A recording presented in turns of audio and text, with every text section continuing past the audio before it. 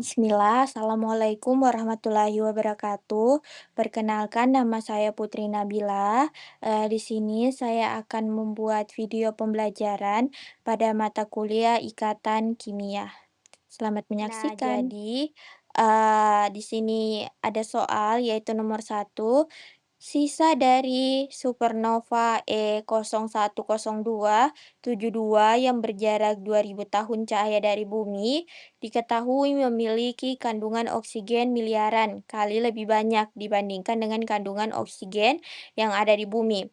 Karena temperatur yang sangat tinggi, atom oksigen dalam supernova tersebut mengalami ionisasi berulang sehingga menjadi spesies yang mirip atom H O pangkat 17. Nah, keberadaan ion ini itu terdeteksi dari garis Lyman yang sangat spesifik, yaitu transisi dari N2 sama dengan K, N1 sama dengan 1.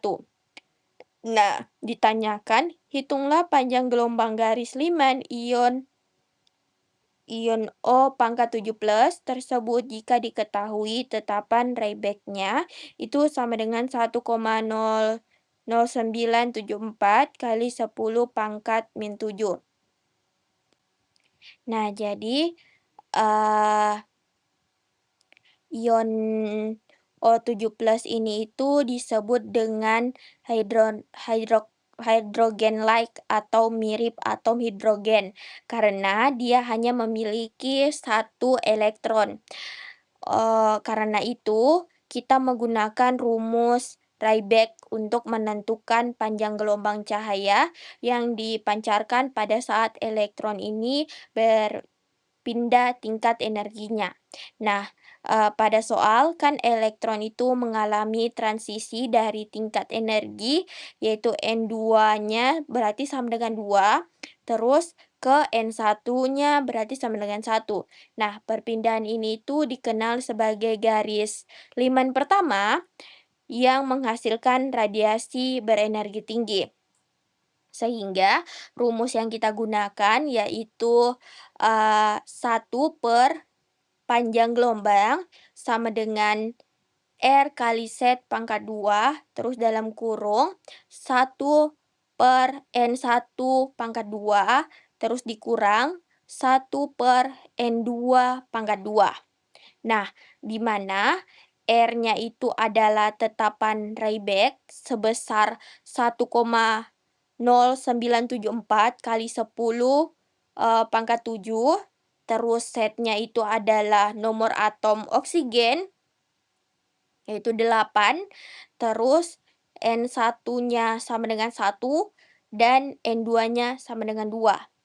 Nah, sekarang kita hitung, kita masukkan semuanya ke dalam rumus, di mana kita masukkan R-nya yaitu 1,0974 kali 10 pangkat 7, terus kita kasih masuk Z-nya yaitu 8, berarti pangkat 2. Nah, terus kita kasih masuk 1 per 1 pangkat 2 kurang 1 per 2 pangkat 2. Nah, ketika dihitung, kita kerjakan dulu yang berpangkat yaitu 8 berarti 8 kali 8 yaitu 64. Terus habis itu kita kerjakan yang di dalam kolom dan hasilnya itu yang didapatkan yaitu 5,27352 kali 10 pangkat 8. Nah, untuk mendapatkan panjang gelombangnya kita balik nih nilai tersebut. Jadi kita balik jadi 1 per 5,2735 pangkat 2 kali 10 pangkat 8. Terus hasilnya yang kita dapatkan itu yaitu 1,896 kali 10 pangkat min 9 meter. Atau jika diubah dia menjadi nanometer, itu menjadi sekitar 1,90 nanometer. Nah, itu hasilnya, hasil dari panjang gelombangnya. Jadi, panjang gelombang dari Lyman pertama dari ion O pangkat 17 itu adalah 1,90 nanometer. Nah, nilai ini itu sangat kecil sehingga termaksud dalam daerah sinar ultraviolet dengan energi yang sangat tinggi. Nah, jadi untuk ion yang hanya memiliki satu elektron seperti O pangkat 7+, kita bisa menggunakan rumus Rayleigh untuk menghitung panjang gelombang spektrumnya dengan langkah yang seperti ada di gambar dan yang kita jelaskan tadi. Tuh, oke, di sini ada soal nomor 2 yaitu unsur lain dalam keadaan serupa atau mirip hidrogen yang juga senyawa kimia terdapat supernova. Tersebut memiliki garis liman dengan panjang gelombang 1,2 nanometer. Tentukan nama unsur tersebut. Nah, kita disuruhkan untuk tentukan nama unsurnya kan. Nah, seperti yang diketahui di situ ada lambda O7+ itu didapatkan 1,90 nanometer dari nomor yang tadi. Terus set satunya yaitu 8 dan lambda X-nya itu 1,20 nanometer. Itu yang ditanyakan di yang sudah tertera di soal. Terus ditanyakan unsur X-nya. Nah, sudah kan unsur X-nya. Terus kita ketahui bahwa satu per lambda itu berbanding lurus dengan set kuadrat atau bisa juga lambda ini berbanding terbalik dengan set kuadrat. Nah, itu kan ini seperti untuk garis liman pertama yaitu N2 sama dengan 2. Nah, terus itu lambda itu 1 dibagi lambda 2 sama dengan set 2 kuadrat dibagi set kuadrat. Nah, sudah kan? Kemudian kita masukkan datanya atau kita substitusi. Nah, 1,90 dibagi 1,20 itu sama dengan set X kuadrat dibagi 8 kuadrat. Itu kan? Nah, hasil pembagian 1,90 atau 1,90 itu dibagi 1,20 itu adalah 1,5833 hasilnya. Nah, sehingga diperoleh set X kuadratnya itu sama dengan 1,5833, terus kita kalikan 64. 64 dari 8 kali 8. Nah, terus hasilnya yaitu 101,33. Nah, kemudian untuk mendapatkan setnya, kita ambil akar. Jadi, set X sama dengan akar dari 1,33. Terus hasilnya itu sekitar 10, tetapi kita bulatkan jadi 10.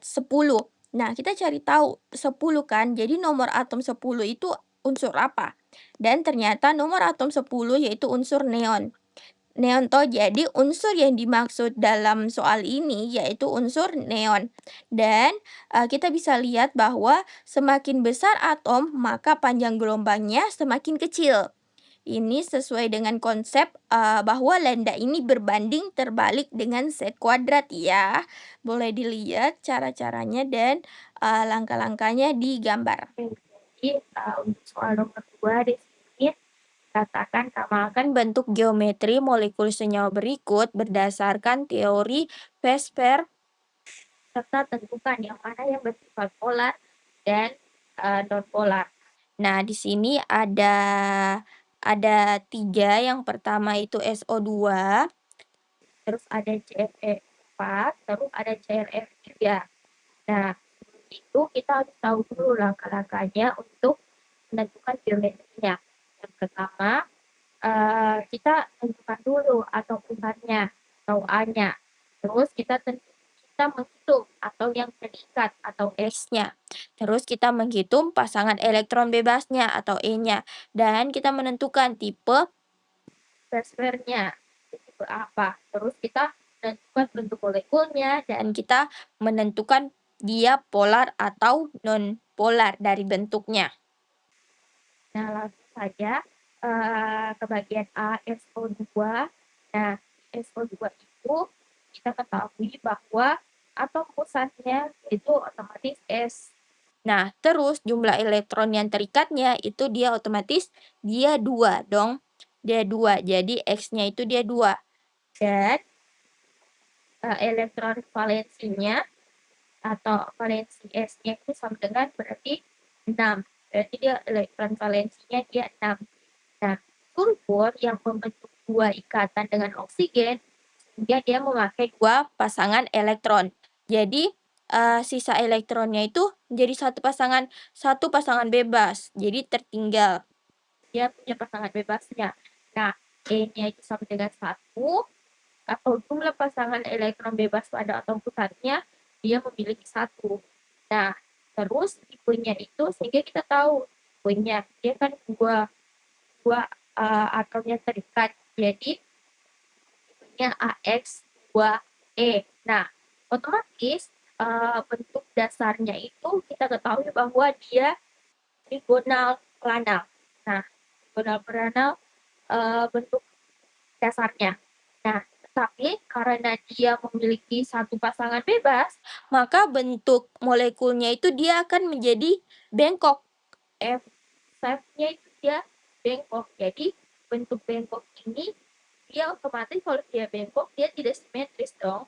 Nah, sehingga daya tarik elektronnya itu tidak saling meniadakan. Jadi tidak saling meniadakan karena dia tidak simetris. Nah, kalau dia tidak simetris, otomatis SO2-nya itu dia akan bersifat polar. Jadi SO2-nya ini bentuk geometrinya itu bengkok atau bentuk molekulnya bengkok, terus dia bersifat polar. Nah, sekarang yang bagian B-nya, CFE4. Nah, bagian CFE4 itu kita ketahui atom pusatnya itu C. Nah, C ini jumlah atom yang terikatnya ya 4 dong. Nah, terus elektron valensinya C itu 4. Berarti elektron valensinya C kan kita tahu 4. Nah, semua elektron itu digunakan dia kita gunakan. Itu kita gunakan untuk membentuk 4 ikatan. Sehingga tidak ada pasangan bebasnya. Jadi tidak ada pasangan bebasnya, tidak sama seperti yang di A tadi.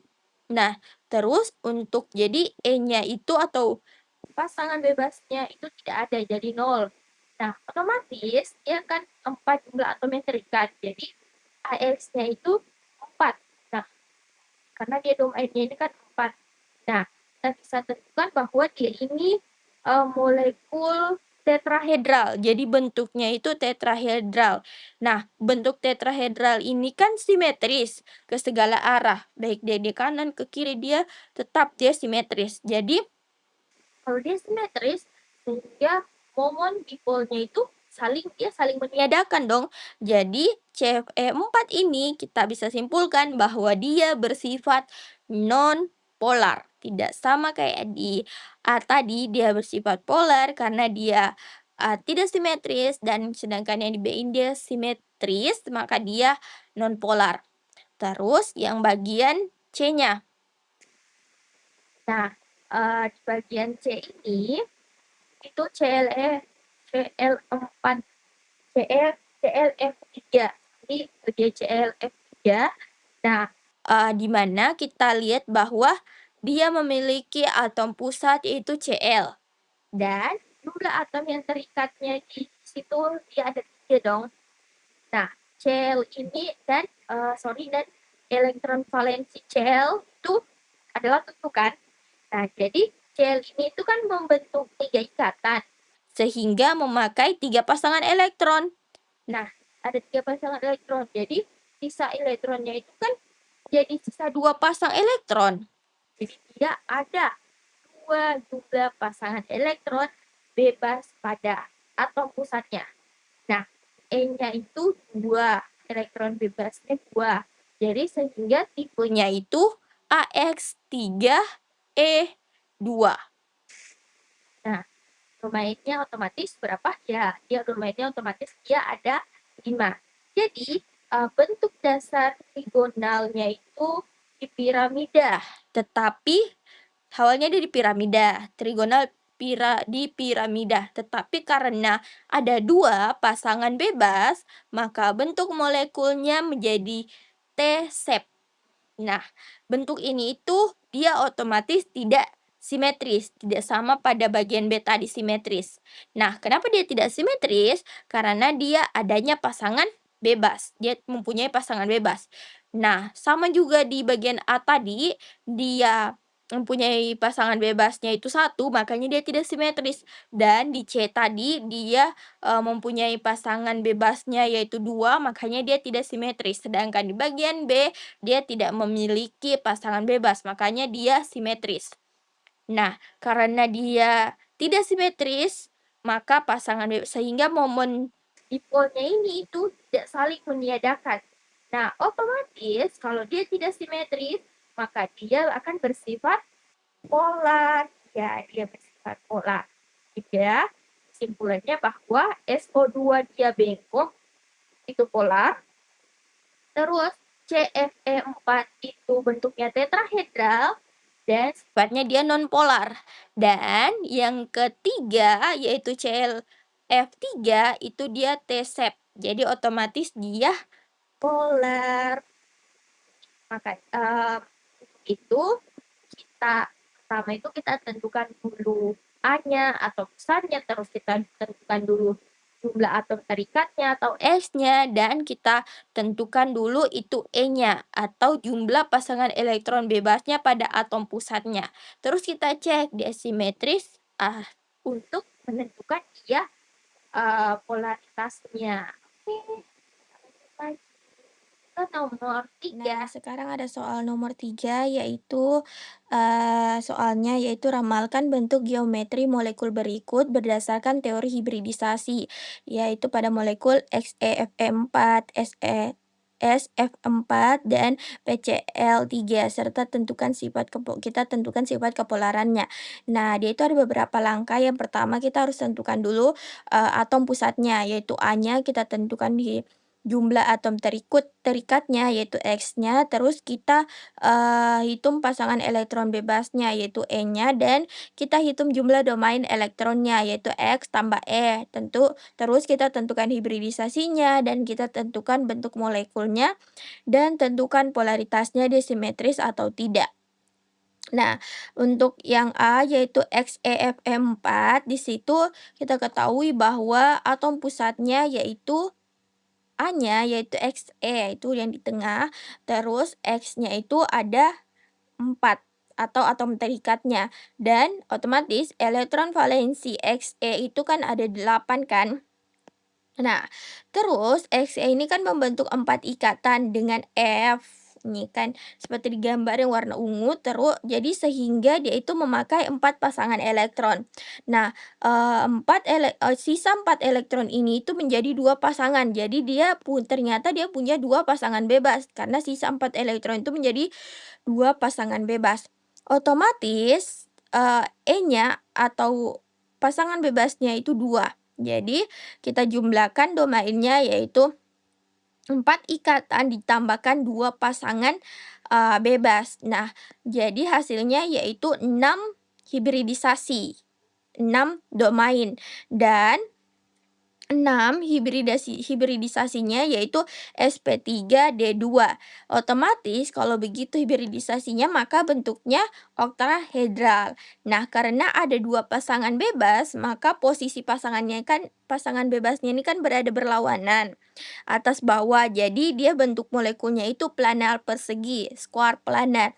Seperti yang digambar atas bawah. Nah, terus bentuknya ini itu kan keempat atom F ini kan berada satu bidang dan tersusun simetris. Jadi kalau dia simetris, otomatis dia akan bersifat nonpolar. Kecuali dia tidak simetris, maka dia polar. Berarti untuk yang A ini dia bersifat nonpolar. Ini seperti bisa dilihat gambarnya ya. Nah, terus yang bagian B-nya yaitu SFE4. Nah, kita cari tahu dulu nomor atomnya, bahwa nomor atomnya yaitu S, itu yang di tengah-tengah. Bisa dilihat gambar warna hijau, terus X-nya itu kan 4 atom terikatnya dan valensi S-nya itu 6. Jadi S ini kan membentuk 4 ikatan menggunakan 4 pasangan elektron. Jadi sisa 2 elektron menjadi satu pasangan bebas. Jadi dia punya satu pasangan bebas. Nah, satu pasangan bebasnya ini kita tambah dengan ikatannya, berarti 4 tambah satu ya 5. Jadi, domainnya itu ada 5. Nah, ketika domainnya 5 maka hibridisasinya yaitu sp3d. Nah, bentuk dasarnya itu trigonal piramida, maka bentuk dasarnya trigonal piramida. Nah, kan dia pasangan bebasnya ini kan menempati posisi akuatorial, sehingga bentuk molekulnya itu menjadi jungkat-jungkit. Nah, bentuk ini itu tidak simetris karena adanya pasangan bebas. Maka kalau dia tidak simetris, maka dia akan bersifat polar. Jadi bagian B ini SFM4 dia bersifat polar. Kan dia tidak simetris. Terus yang bagian C yang warna pink. Nah, bagian C ini kan ada PCl3. Nah, kita ketahui bahwa atom pusatnya yaitu ya dia P. Atom pusatnya P itu seperti digambar. Terus X-nya itu atau terikatnya itu 3 3Cl. Terus elektron valensinya yaitu 5. Nah, P ini kan membentuk 3 ikatan, jadi dia menggunakan 3 pasangan elektron. Jadi sisa 2 elektronnya itu terus menjadi satu pasangan bebas. Nah, berarti dia punya satu pasangan bebas. Nah, ketika pasangan bebasnya satu ditambah 3 ikatannya, otomatis dia akan menjadi 4. Nah, 4 ini hibridisasinya sp3. Jadi bentuk dasarnya yaitu tetrahedral. Nah, karena ada satu pasangan bebas, maka bentuk molekulnya itu menjadi trigonal piramida. Ya, bentuknya ini kan kalau dia trigonal seperti yang warna pink ini, dia otomatis dia tidak simetris. Jadi ketika dia tidak simetris, maka momon dipolnya ini tidak saling meniadakan, maka dia akan bersifat polar. Seperti yang saya katakan, kalau dia simetris, dia non polar. Kalau dia tidak simetris, maka bentuknya akan polar. Yang harus kita ingat bahwa jumlah domain itu menentukan hibridisasi, terus hibridisasi menentukan bagaimana bentuknya, dan bentuknya ini menentukan polaritasnya. Kalau simetris dia non-polar, kalau dia tidak simetris maka dia bersifat polar. Nah, sekarang kita ke soal nomor 4. Soal nomor 4 itu ada dibilang gambarkan diagram tingkat energi untuk spesies O2 plus, O2 min, dan N2 dan tentukan orde ikatan dari masing-masing spesiesnya. Nah, yang pertama itu dia ada O2 plus. Nah, untuk itu dia punya langkah-langkah penyelesaiannya. Yang pertama kita harus tentukan dulu jumlah elektron totalnya, kita tentukan urutan orbital molekulnya, terus kita isi elektron sesuai aturan Aufbaut, Pauli, dan Hooke. Terus kita hitung elektron pada orbital ikatan dan orbital anti-ikatan. Nah, kita gunakan rumus orde ikatan, yaitu BO sama dengan N ikatan kurang N anti dan bahagi 2. Oke, yang A, O2 plus. Nah, O2 plus ini kan 16 elektronnya. Karena kehilangan satu elektron, maka jadi 17 elektron. Itu seperti digambar yang warna ungu. Dia 17 elektronnya, terus elektron terakhir itu diambil dari anti ikatan, yaitu pi bintang. Ini seperti bisa dilihat orbitalnya. Nah, sehingga untuk elektron ikatannya di situ ada sigma 2s, sigma 2p, pi 2p itu ada 10 elektron. Jadi dia memiliki 10 elektron, sedangkan anti ikatannya dia itu pi bintang 2p itu cuma 2 elektronnya. Jadi anti ikatannya cuma 2. Nah, kemudian kita masukkan dalam rumus. Rumus orde ikatan BO, yaitu jadi 10 elektron ikatan kita kurang dengan elektron anti ikatannya yaitu 2 elektron. Terus kita bahagi 2, jadi hasilnya 4. Nah, otomatis BO2 plusnya yaitu 4. Nah, kalau dia 4 berarti ikatannya ini sangat kuat. Nah, ikatannya ini kan sangat kuat karena dia anti ikatannya itu berkurang, jadi ikatannya makin kuat. Jadi kita lihat kalau dia anti ikatannya berkurang, maka kekuatan ikatannya itu makin kuat. Nah, terus ke bagian B, yaitu BO2-. Nah, di bagian O2- itu kan kita mendapatkan satu elektron, jadi sisa 19 elektron. Nah, pengisian orbital elektronnya itu ditambahkan masuk ke orbital anti ikatan, yaitu pi bintang, itu seperti di gambar. Nah, sehingga yang dapat dihasilkan bahwa elektron ikatannya itu 10 elektron, sedangkan elektron anti ikatannya 5. Di sini anti ikatannya lebih banyak daripada yang di bagian A tadi. Jadi pas kita hitung BO-nya, yaitu pakai orde ikatannya kita hitung, maka hasilnya kita dapat 2,5. Yang warna hijau itu gambar warna hijau.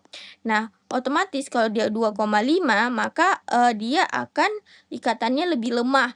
Nah, kalau dia anti ikatannya bertambah, maka ikatannya lemah. Kalau tadi kan dia di bagian A, anti ikatannya itu kan cuma sedikit, maka dia sangat kuat. Kalau dia anti ikatannya bertambah, maka dia makin lemah. Terus yang bagian C, yaitu N2. Nah, di bagian N2 itu ada 14 elektron.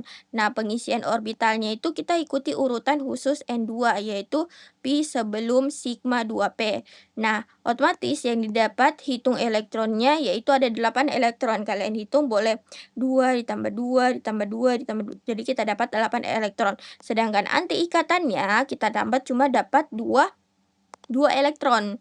Nah, terus pas kita masukkan di rumus orde ikatan, itu dapatnya 3. Nah, otomatis kalau 3 berarti ikatannya kuat, berbeda dengan O2- tadi ikatannya cuma 2,5, kalau N2 itu ikatannya 3. Nah, jadi urutannya itu berarti O2 O2 plus lebih besar dari N2, lebih besar dari O2-, di mana yang paling kecil di sini O2-. Jadi, elektron ikatannya itu berarti dia memperkuat, kalau elektron anti ikatannya itu melemah. Jadi, kalau misalnya anti ikatannya cuma banyak, berarti dia melemahkan. Kalau anti ikatannya sedikit, berarti dia kuat. Oke? Nah, jadi soal nomor 5 itu yaitu tentukan tren simbol keadaan dasar atom dari N, O, serta urutkan tingkat energinya. Pertama kita ke bagian A dulu, yaitu yang N.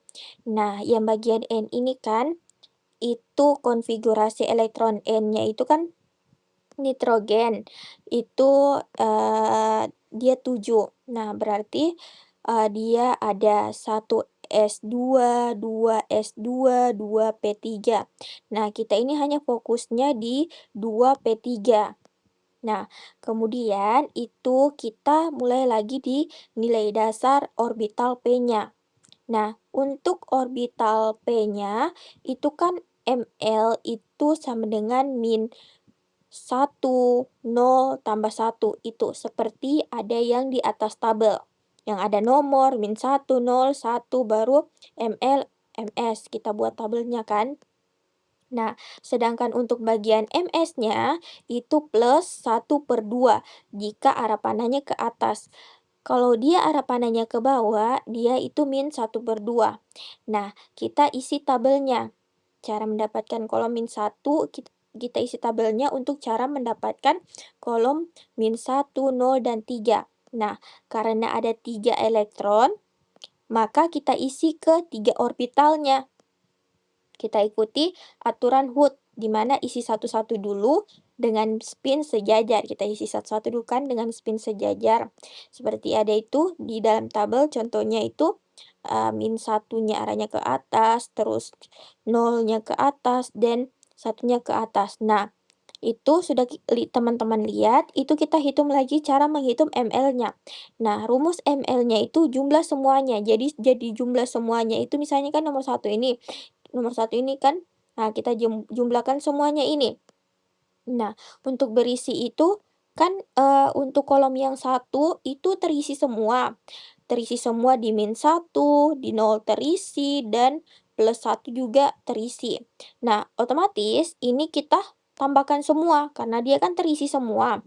Kecuali dia ada kolom yang tidak terisi, misalnya kolom plus satu tidak terisi, plus satu kan otomatis nggak usah dihitung, lihat kolom yang terisi.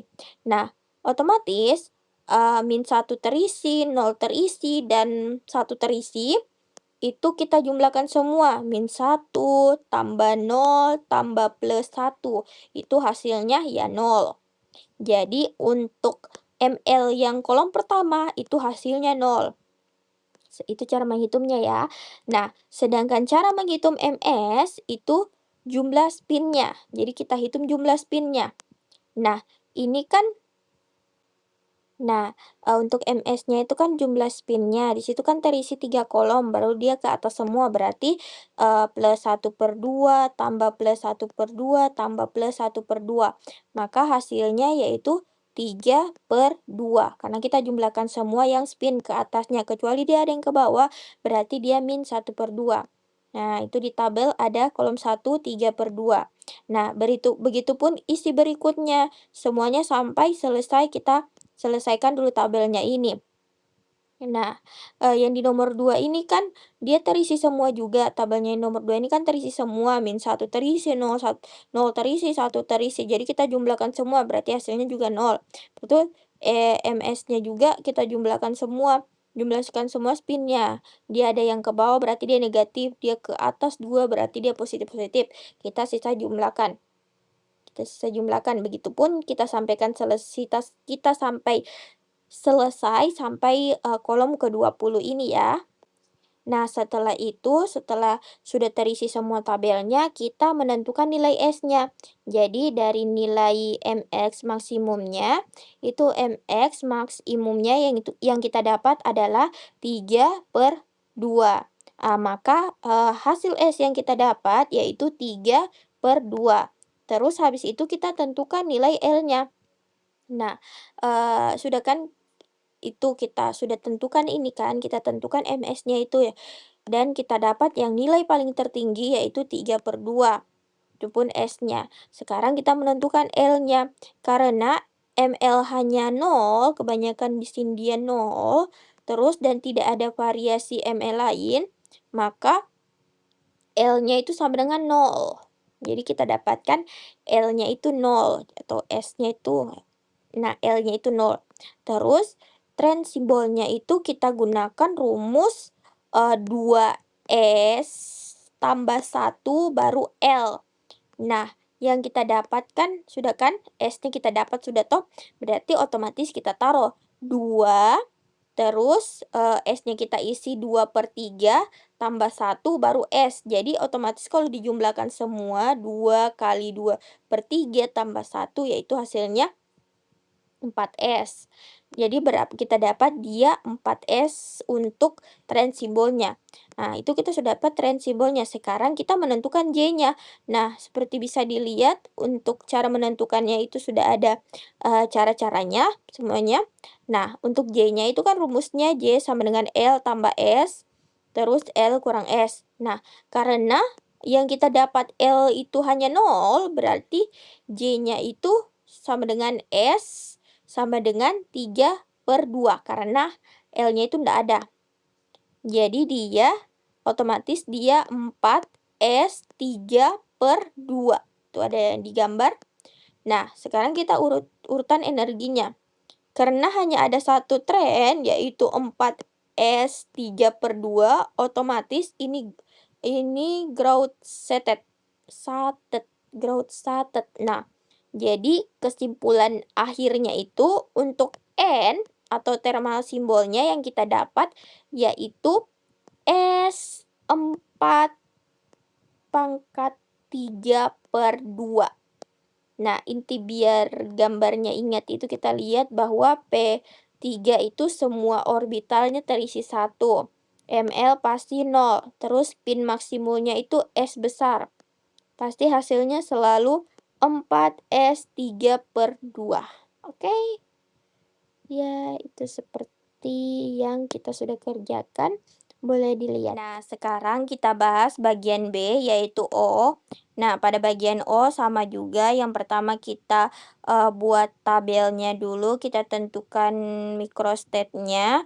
Nah, tapi sebelum itu konfigurasi elektron O itu kan, 8, jadi otomatis itu 1s2, 2s2, 2p2. Tapi kita hanya fokus ke 2p2. Jadi otomatis untuk nilai dasar orbital P-nya itu ml-nya ada -1, 0, dan +1. Sedangkan ms-nya itu ada +1/2 kalau dia ke atas, dan kalau dia ke bawah dia -1/2. Yang seperti tadi untuk aturan yang N sama juga. Nah, cara isi tabelnya pun juga sama. Karena ada 4 elektron, kita isi dulu satu-satu ya, untuk seperti aturan Hooke-nya itu. Nah, cara menghitung ml-nya sudah terisi, sekarang kita hitung ml-nya. Cara menghitung ml-nya itu ml sama dengan jumlah semua ml, jadi jumlah semuanya. Contohnya itu baris 1. Baris 1 ini kan ada 2 terisi. 2 terisi, terus yang di bagian min satunya. Di bagian nolnya ada terisi, dan di bagian satunya terisi. Nah, karena dia di min satunya 2 terisi, jadi otomatis kita tambahkan.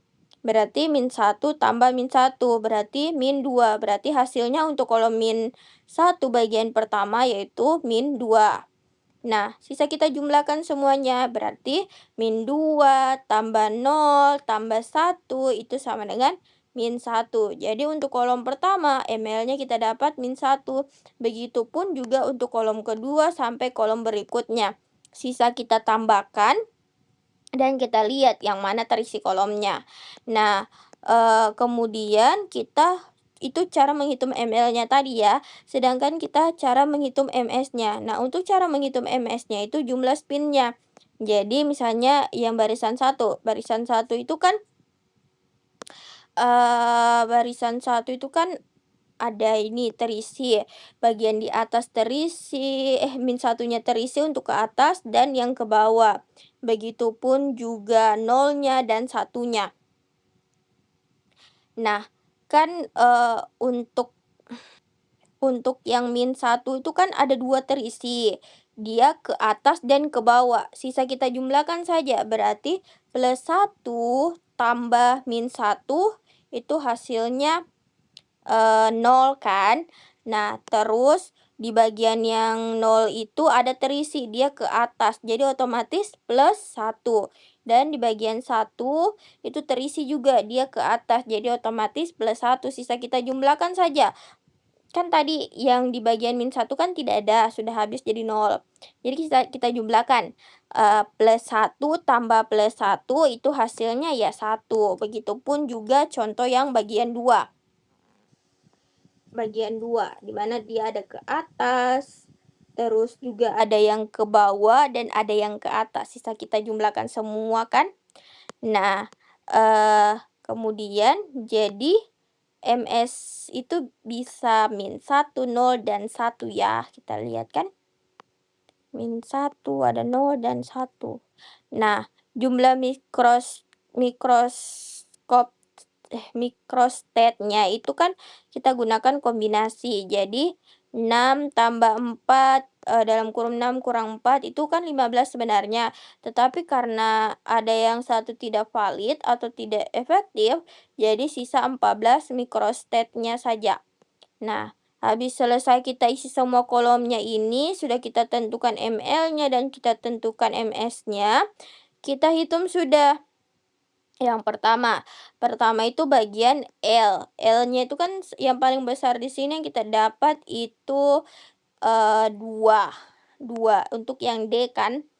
Nah, karena ada ml yang kita dapat -2, -1, 0, dan 1 dan 2.